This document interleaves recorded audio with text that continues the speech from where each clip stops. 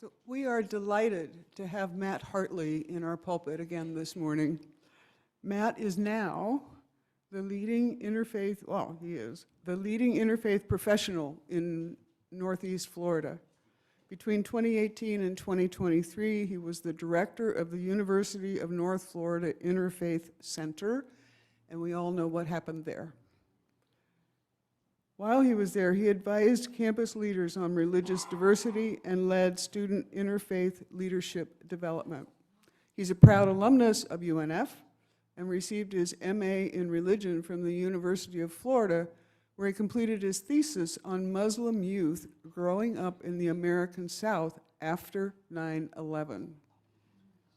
Matt is a career educator and taught at Sandalwood High School. He launched the school's AVID college preparatory program, which is now a national model. He also spent 11 years in professional youth, college, and young adult ministry in the Presbyterian and Episcopalian churches. Matt continues to lead and keynote Presbyterian camp programs and frequently preaches in churches around the community. He also leads interfaith talks and workshops for various faith communities, civic organizations, and businesses. He's past board chair of the Interfaith Center of Northeast Florida and currently sits on Interfaith America's Higher Education Council. Matt is now the Interfaith Director for OneJax, so I'm sure we'll hear more about that. So, thank you so much, Matt.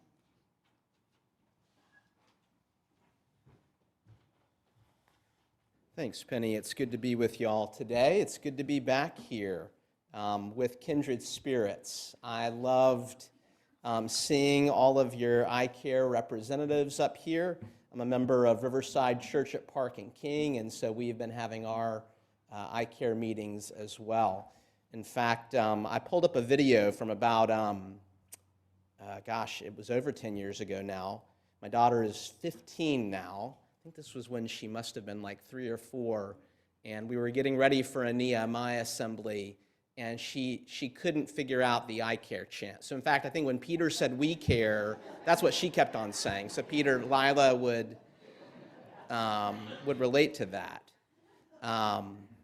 So I'm going to be preaching to the choir a little bit today, as I always am. I so appreciate the values that you uphold as Unitarians, and I always feel warmth and support. And that's been really important over the last year because I won't assume. Penny mentioned, I think maybe most of you know what's been going on, but I'll tell you a little bit more. So this sermon or this talk will be titled Fight, Build, Heal.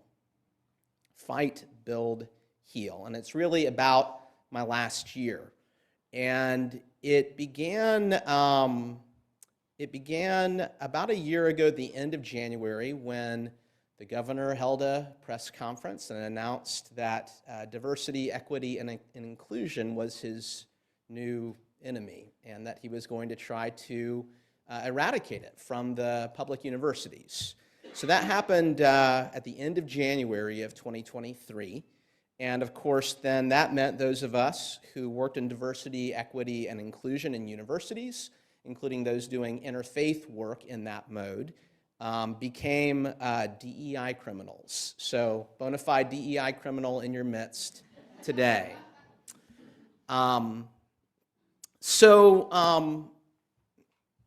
When that happened, I was ready to fight.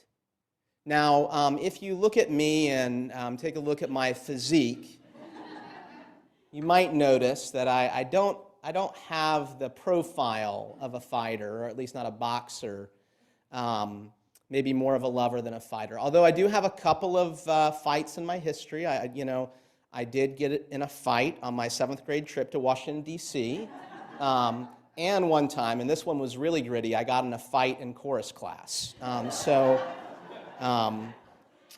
Maybe a little bit more than you would imagine. But as I got into this fight last year, I found some people who are very supportive of diversity, but were very nervous about fighting. And took more of a passive role, wanted to back off, wanted to wait and see, and I certainly understood that there were people like this who I respected and shared common ground and values with in terms of diversity, but they seemed a little bit nervous about me fighting. And so it began to make me reflect on and think about, where does this fighting instinct come from in me? And so I was reflecting on my family history, and I thought about my grandma Hartley, Oma, who, again, if you meet her, is the last person you would think of as a fighter. Her catchphrase is, "Isn't that nice?" But she grew up, she's a mountain girl. She grew up in the mountains of West Virginia, and when I say that, I don't mean in like a town. I mean just on a mountaintop in West Virginia was where she grew up. And her family was poor, and they were so poor that she was born in 1930, and she had some siblings that were a little bit older. But when the Depression hit, it didn't really change much for them because they already had so little. And so they had hard lives, and there was a little bit of fighting in everyday life for them. But they had wonderful parents, they had a wonderful family, and so they had a lot of happiness as well. So happiness and fighting weren't necessarily exclusive in that case. For both of my grandfathers, fighting was quite literal. So they were both World War II veterans. So my grandma Hartley would eventually meet my grandfather, but before they met, he enlisted in the Army at the age of 17, supposedly so he wouldn't have to take algebra again. And this was January 1941. So about 11 months later, of course, after Pearl Harbor, his ship was shipped out to the South Pacific. And that's where he spent World War II on a ship that was hit by two kamikazes. One, he was in the middle of the fire and had to climb out, skin peeling from his hands, and he survived, but of course others of his shipmates did not. And that was a trauma that only later in life did we start to see him start to unpack some of that trauma. My other grandfather spent a couple of years in the European theater in the Army. And so both of them were fighters in World War II. I also got a story from my grandfather Hartley of a different kind of fighting. So after the war, the Navy sent him to the northernmost point in the United States, Point Barrow, Alaska, and so he jumped ship after that and went to the Army. So he eventually retired in the Army, but while he was in the Army, he was serving, I believe, in Georgia at the time at a base, and they had a regiment come down and from Tennessee. And my grandfather had a black XO, and this black man went out to meet this group from Tennessee, and because he was black, they refused to take orders from him to work with him. And so, of course, the XO reports back to my grandfather, and my grandfather says, well, you can tell them that then they can go home then. And so the XO relayed this back, and then suddenly the regiment got their act in order. And later, so my family's here with me today. My mom and dad and sister and wife are here. My dad was maybe a teenager or maybe preteen at the time, and was out with my grandfather that day and got to ride in a tank or Bradley and with this XO, with this black man. And again, a comment from one of this regiment saying, "You're going to let your son ride with him?" And my grandfather's answer was, "Yes, of course I am." So this was just a little story. I grew up with this story. I heard this story when I was growing up, and so I knew that we should fight for what mattered, even if it was in little ways like that. On my other side, my grandfather and my grandmother were educators. They were in Alachua County when schools were integrated. And my grandfather was an ag teacher. My grandmother was a librarian. And of course, it happened here in Jacksonville as well. Many people, fled the public schools when that happened. But my grandparents stayed right in. They went and they taught at the middle school that had been the black middle school. And so that little way of fighting, of saying, no, we're going to work and build towards what Martin Luther King said, a beloved community. They took that little step, that little fight. So I grew up on these stories. So it was natural to me when diversity came under attack for our universities, for the work that I did at the university, and for our students who benefited from the Interfaith Center, the Intercultural Center, the LGBTQ Center, the Women's Center. It felt very natural for me to fight for that. And I think that we should fight for what we love. It reminded me of a quote from Leslie Knope. So some of you know Parks and Recreation, the great sitcom, and Leslie Knope is a very idealistic public servant, and she's in a debate when she's running for city council, and she says, when you love something, you don't threaten it, you don't punish it, you fight for it. You take care of it, you put it first. I thought of Leslie when I was fighting for that. And part of it was the UNF that I had come to love. So do we have any UNF grads in here? Some Ospreys, okay, great. Swoop. I think all of us probably graduated before the swoop happened. Although President Obama has done the swoop, so it's bona fide at this point. I remember the first time I came up to visit. So my mom drove me up. We came up the old 9A, and we came up to campus, when Town Center was a field. And we came up on campus, and I remember walking out onto the green. And the green is still there. So 18, 20, 22 years later. So the green is what I remember, and it's still the center of campus. And I just love what it represents, this place where everyone crosses on campus, everyone who goes there. And so when I was fighting for this place and these people that made this place that I love so wonderful. And there was also a sense of, fighting for my own dignity, the dignity of my work. Doing interfaith work in a DEI model means saying that our different religions and our non-religious identities as well have value to bring to all of us. And that's something that we should lift up. Just the way our many cultures, races, ethnicities, gender and sexual identities, all of this has dignity, and we have dignity in those identities. So it felt like I was fighting for the dignity of my work and the dignity of our students who are finding a place where they belonged on campus. So again, I know it can be a little bit awkward when we lean into conflict. There are the easy political enemies, so to speak, or the political figures who make themselves our enemies by legislating these things. It's tougher with your bosses and the people that you work with. And that was a struggle for me on campus. I had to ask a lot, who am I really fighting? Right? Who am I really fighting who am I really fighting in terms of maintaining diversity, and who is really with me but maybe struggling to figure out how they can speak up for it. So my bosses, the chief diversity officer, the president of the university, all of whom I have a lot of common ground with, I also found myself in conflict with. And I had, for myself, to fight, it meant to speak out about the impact of losing these diversity centers on campus. And that I had to kind of look at UNF policy and find the kind of narrow lane of policy that I could follow to make sure that I was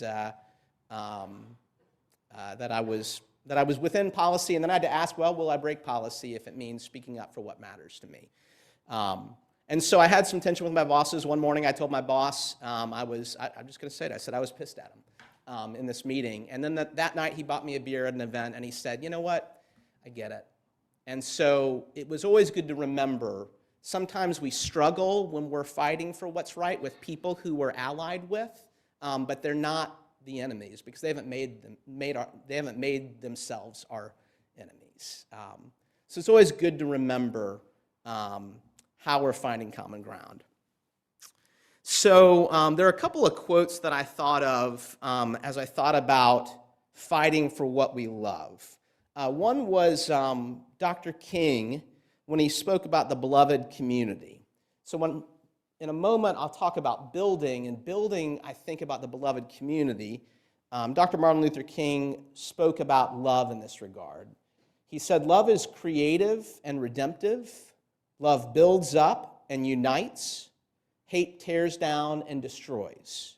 The aftermath of the fight fire with fire method, which is suggested, is bitterness and chaos. The aftermath of the love method is reconciliation and creation of the beloved community. And so as I continued to fight for the diversity on campus, I had to remember that it wasn't just about fighting for fighting's sake, but it was about loving the diverse identities of all of our UNF community. And so how did I fight? Speaking up, speaking to the press, going out into our community, and speaking to everyone I could to figure out how we could save the work we were doing through our diversity centers on campus. And in doing this, I began to think a lot about how we build a beloved community. So I knew that I didn't need to be a hero. So I love that we saw all of the I-CARE representatives up here. And what it shows is that we need movements. Now, there may be some people, and there are some people we eventually regard as heroes, but almost always, and especially when we have social change, we regard those people as heroes because they were parts of movements that they were able to lead. And so I thought a lot about the community win throughout our fight for diversity. How could we get people together in our city to support the future of our work, whatever it would look like? So the last time I was with you, I believe, was in August, and so I was really I was on that tour, so to speak, in August of going as many places as I could, trying to find the community win. I came upon a quote by the Buddhist monk Thich Nhat Hanh, who was also a friend of Dr. King, and he said, let me find it on my notes here. He said that, I'm sorry, I can't find it here. Well, he spoke of the beloved community, and I thought, well, he must have learned that phrase from King. And he said, when you're building the beloved community, you've got to build as wide as possible.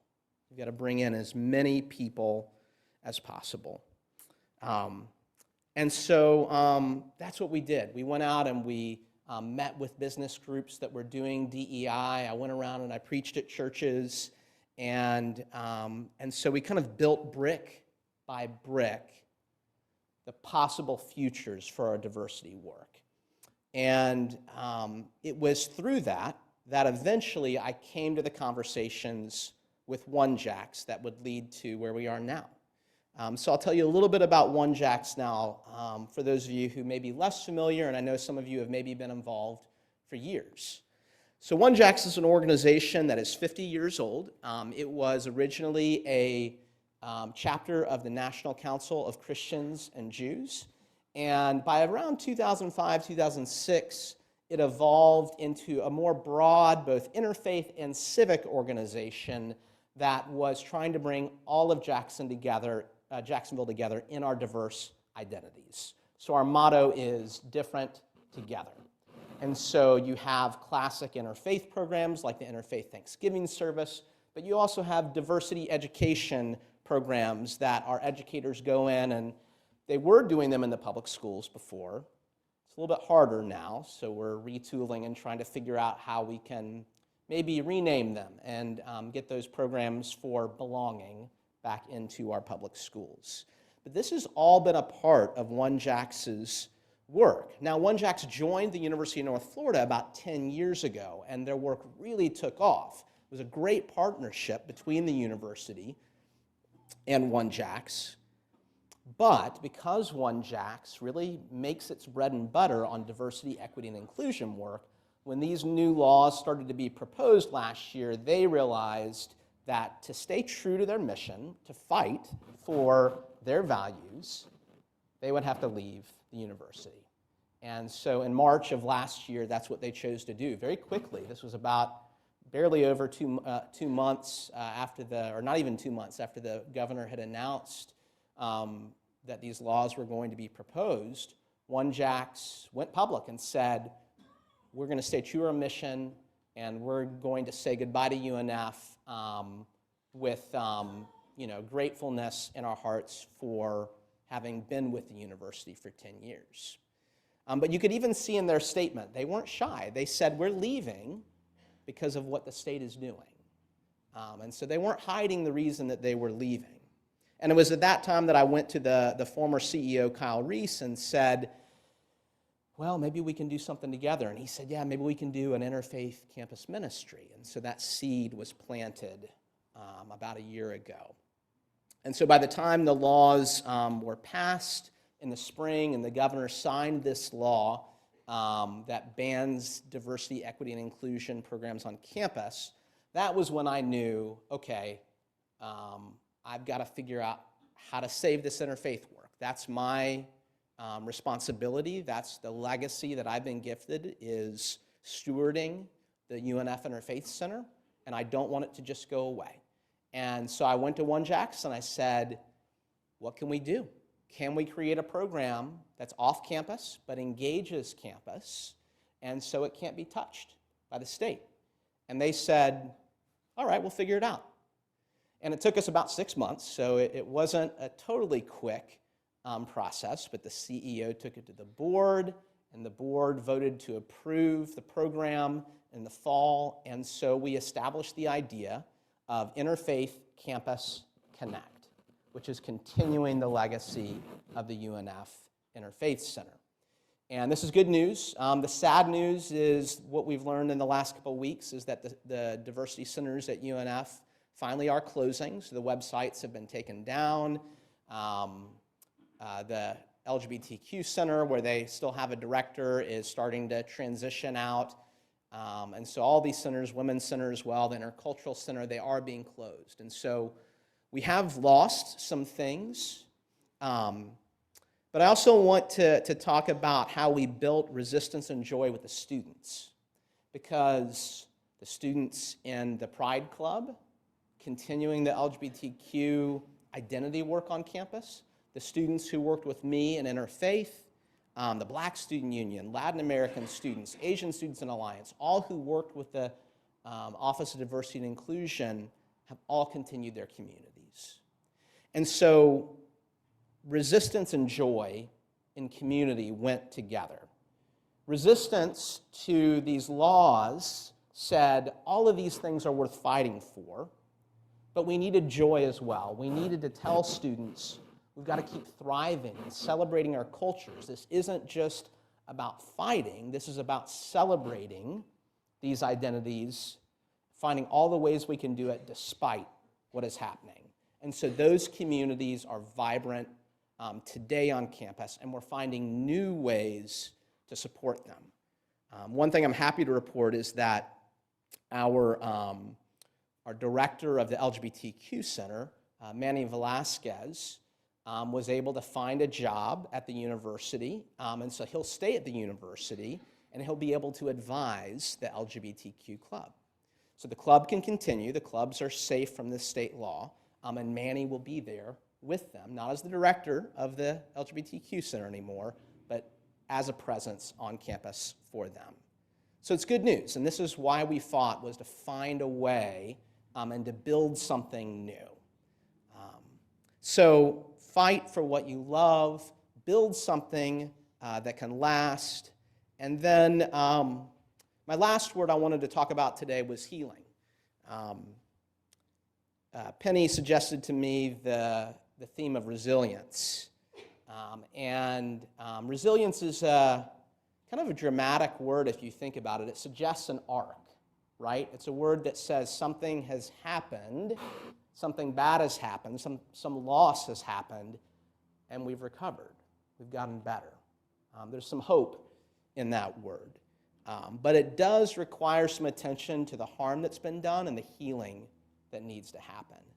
And I will tell you that the last year, being a spokesperson for these things